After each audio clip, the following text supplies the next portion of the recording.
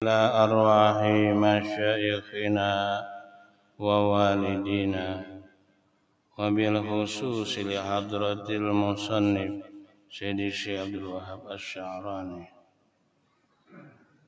وعلى نية الصحة والسلامة لنا والمسلمين. الفاتحة. بسم الله الرحمن الرحيم. إياك نعبد وإياك نستعين صراط الذين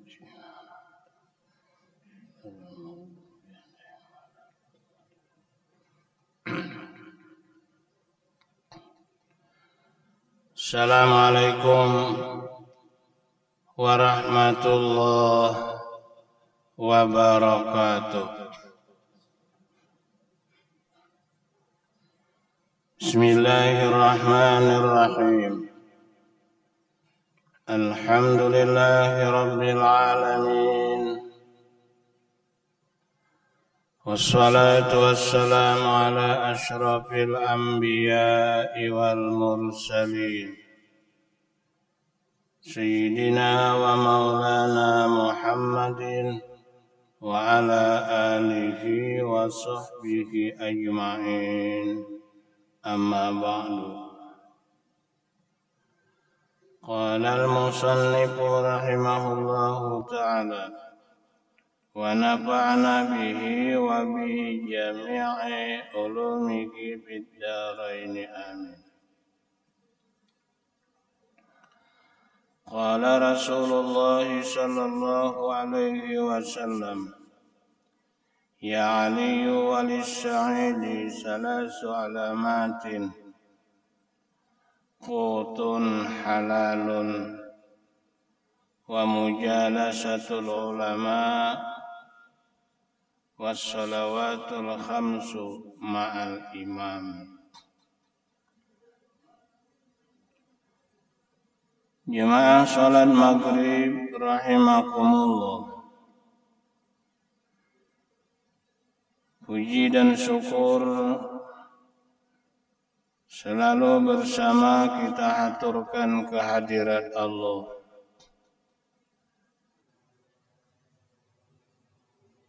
Semoga salawat dan salam senantiasa tercurah ke pangkuan junjungan kita Nabi besar Muhammad sallallahu alaihi wasallam, para keluarga dan sahabat beliau, juga pengikut beliau yang setia ila yaumil qiyamah.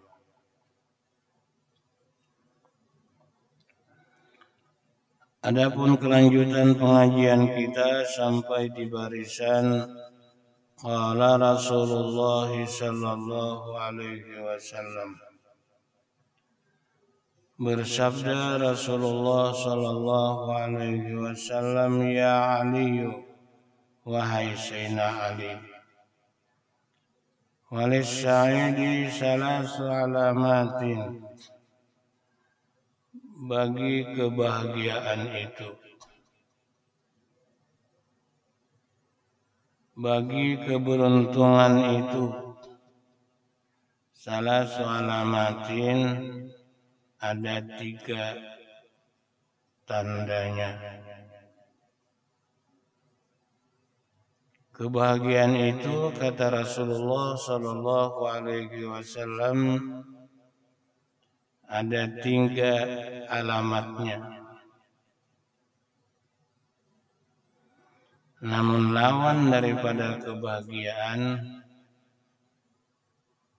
kalau bahasa Arab syaqiyu, kecelakaan.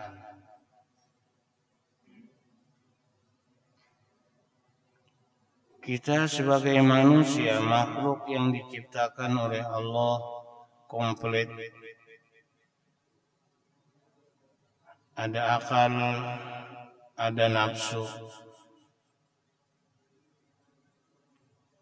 Kita dianjurkan untuk memilih yang terbaik untuk kita. agar jangan kita terjebak dalam perangkap setan, jadi orang yang menyesal dalam kecelakaan.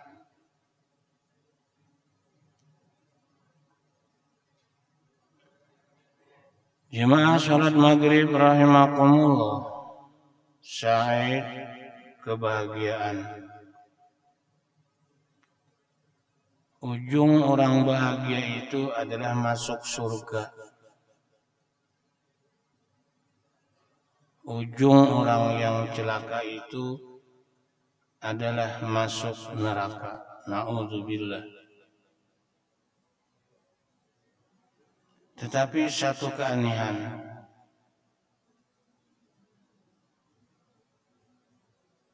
kenapa manusia sudah tahu kalau melaksanakan itu akan mendapat kecelakaan, tapi dia mau? Kenapa? Karena yang namanya larangan dari Allah Subhanahu wa Ta'ala itu kesenangan, kenikmatan, nyaman, kebahagiaan yang akan mengantarkan manusia ke dalam surga itu sulit. Sampai Nabi kita Muhammad Sallallahu Alaihi Wasallam bersabda, "Huffatil jannatu bil makarih wa huffatin naru bisyahwat." Lorong-lorong yang akan menghantarkan manusia ke dalam bahagia, ke dalam surga, semuanya tidak disetujui oleh nafsu. Sulit, penuh unak dan duri. Tetapi lorong-lorong yang akan menghantarkan manusia ke dalam neraka itu diliputi dengan kesenangan, kebahagiaan. Orang dalam keadaan taat bakti kepada Allah menitiskan air mata. Kita ulang. Orang sedang berbakti taat kepada Allah, bangun di tengah malam sunyi, di keheningan, menitiskan air mata. Orang yang sedang maksiat berjingkrak-jingkrak, tertawa, terbahak-bahak. Ini satu keanehan yang akan menghantarkan manusia ke surga. Bangun di tengah malam, dalam keheningan malam yang sunyi, dia menangis dan menitiskan air mata. Tetapi orang yang maksiat dan berdosa kepada Allah, dia berjingkrak dan tertawa dalam kesenangan dan kebahagiaan karena mengikuti hawa nafsunya. Hadirin rahimakumullah. Nah, kita sebagai manusia, pilihan kita itu tidak ada yang lain. Ulun yakin aja pian-pian yang ada di masjid ini sudah memilih bahagia, memilih surga.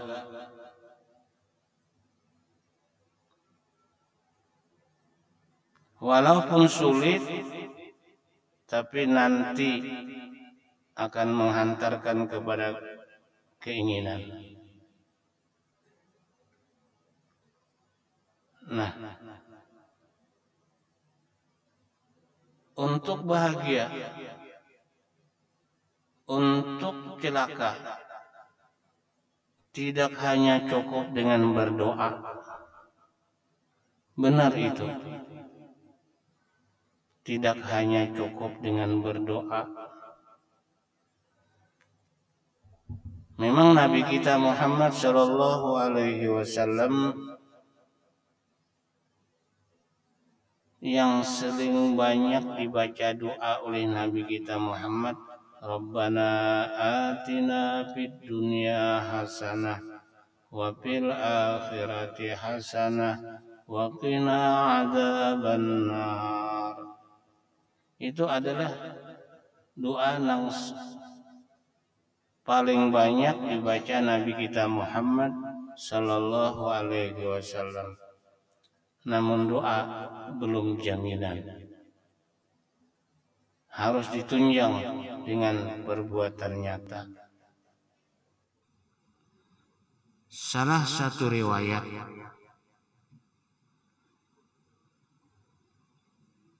insya Allah kita semua tahu dengan Umar bin Khattab. Umar bin Khattab ini termasuk orang hebat dalam dua masa, masa jahiliyah hebat, masa keislaman hebat. Ini Umar bin Khattab.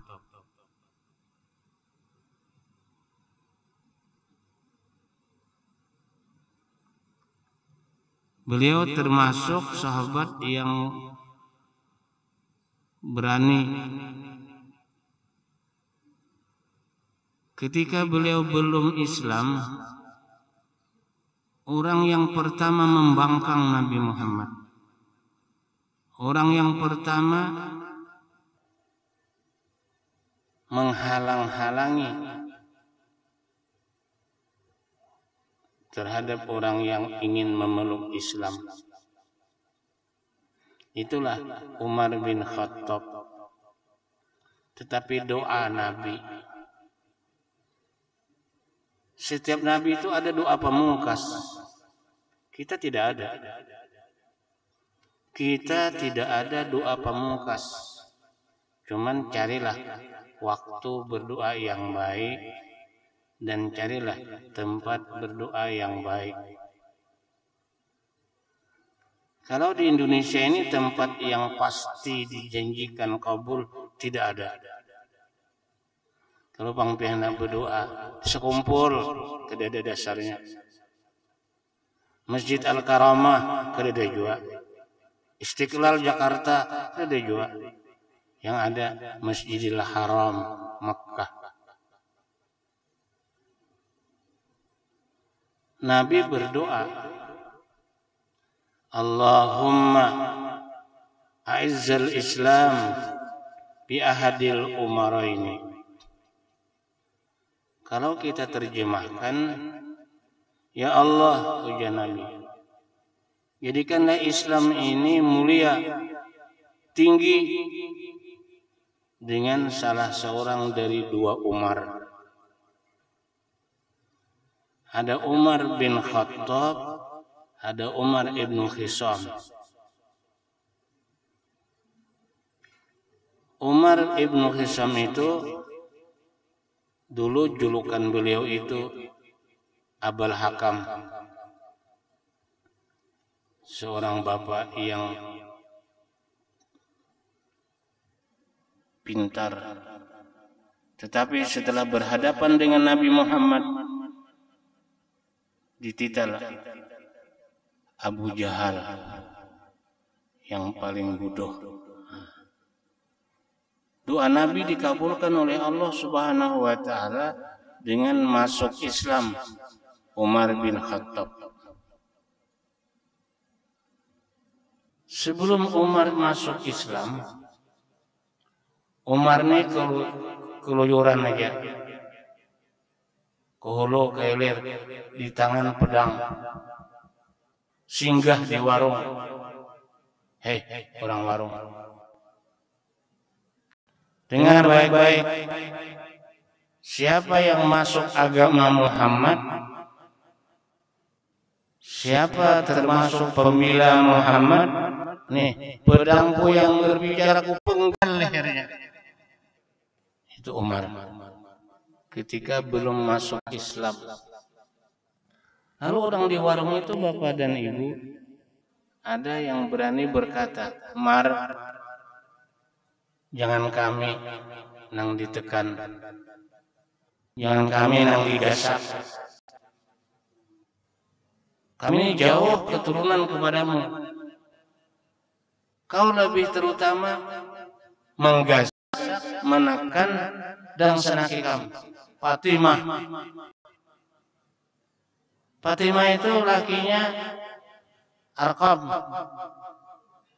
Rumahnya dikenal dengan Darul Arqam. Rumah Arqam ini markas Nabi Muhammad, menyebarkan Islam dengan sembunyi-sembunyi. Kadusa, menggasak kami di warung. Gasak ading ikam, gasak dengan senang ikam. Itu orang yang paling dekat dengan ikam.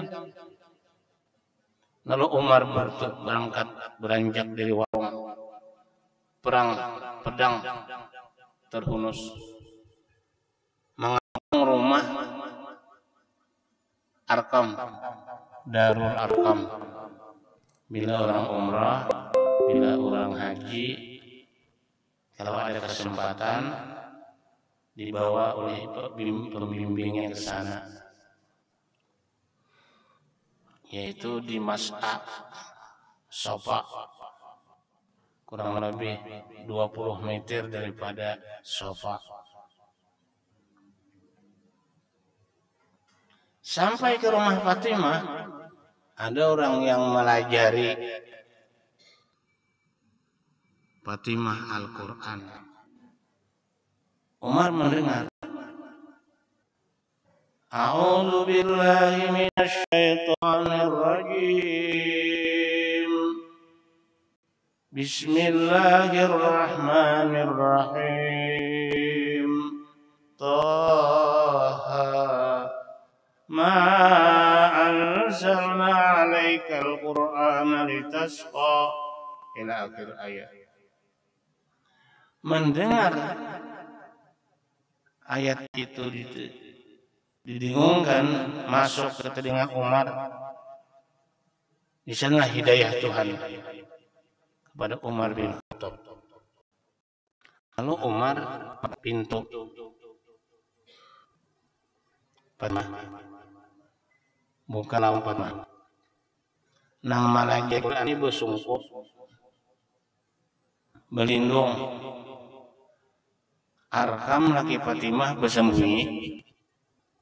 Lalu Fatimah membukai lawang. Orang nang di dalam rumah termasuk Hamzah, paman Nabi kita Muhammad sallallahu alaihi wasallam. Orang pada takut karena Umar ini termasuk orang jagau. Lalu ujar Hamzah, kalau Umar masuk untuk baik-baik silakan. Kalau Umar masuk untuk kejahatan, pedang sendiri akan menggal lehermu. Orang Islam wani-wani ini bawa ke sini Qurannya di Umar. Bapak dia Fatimah. Orang namanya menyentuh orang suci. Orang kafir tidak boleh menyentuh Quran. Apalagi membawa Quran. Bawa aku Rasulullah. Aku hendak masuk Islam lima. Semua mendengarkan Allah Akbar. Umar masuk Islam. Itulah hidayah Allah Subhanahu wa taala. Hidayah itu kan kita ngaji, duduk di pengajian. Ini satu langkah syariat ikhtiar untuk dapat ilmu. Tapi minta ilmu itu bukan lawan guru. Minta ilmu kepada yang kuasa, Allah Subhanahu wa taala. Awak kita di depan guru, tapi hati minta ilmu kepada Allah. Hadirin rahimakumullah. Masuk Islam Umar. Bebulik ke warung. Hanya limbah datang menggasak kurang gua. Datang, ini Umar Islam. Majulah umumnya. Hidayah Tuhan itu kadang alihkan. Innaka la tahdi man ahbabta walakinna Allah yahdi man yasha. Ketika Nabi kita menitiskan air mata karena ada salah seorang keluarganya yang kurang menguntungkan, Muhammad, ujar Allah, tak perlu kau menangis karena kau sebagai manusia tidak bisa memberikan hidayah. Memberikan hidayah itu Allah Subhanahu wa ta'ala. Kalau Allah mau memberikan hidayah, itu yang namanya Abu Jahal itu anaknya Ikrimah. Abu Jahal musuh Nabi Muhammad sallallahu alaihi wasallam. Ikrimah sahabat Nabi Muhammad sallallahu alaihi wasallam. Jauh sangat berbeda. Nuh Rasul Allah, Kan'an anaknya pembangkang dengan Nabi Nuh alaihi salam. Hadirin rahimakumullah, walis syahidi bagi orang bahagia, orang untung. Salah soal alamatin ada 3 alamat. Pertama, qutun halalun, pamakan halal. Ini orang dia. Sebesar apapun duit yang kita dapat, bukan masyarakat. Kalau kita mendapatkan salat, kalau kita mendapatkan yang haram, kimat. Itu tuh. Sebab karena sesuatu kita dapati dari hubungan kita antara sama manusia. Kenapa diharap? Karena kadang-kala kita mendustai saudara kita. Berdagang berdusta lah, ini kada halal. Berdagang mengurangi timbangan lah, kada halal. Ya kan? Mengurangi ukuran kada halal, mencampur nang halal lawan nang asli kada halal. Lalu kalau kita dapati makanan itu kepada seseorang yang merasa terganggu, maka hasilnya kada halal.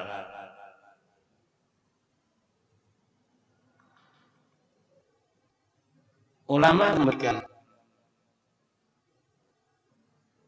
petunjuk makanan yang kita masukkan ke dalam badan kita itu sama dengan bahan bakar yang dimasukkan dalam kendaraan. Kendaraan itu aja, tapi bahan bakarnya asli, kada bercampur, buruk aja. Tapi oleh karena bahan bakarnya asli, sekali masak aja. Tapi bila bahan bakarnya bercampur, apalagi banyak, berarti ke sepeda motor nang hanyar, hamang muha kada mau hidup. Macam inilah awak kita ini. Al-Quran mengatakan kalau kita makan halal lalu kita kadang ngalih beramal. Kulu minat thayyibati wa'malu shalihah. Makanlah yang halal, yang baik, maka akan menghasilkan amal yang baik, amal soleh. Qutun halalun, makan nang halal. Ulun pian ada bisi perumahan, anaknya di mana, ngarannya bagus kampungnya Tatah Mas Intan. Pian kira-kira dari sosok Tatah Mas Intan. Jadi untuk itu tahun 82. Waktu itu menukar 47 burungan.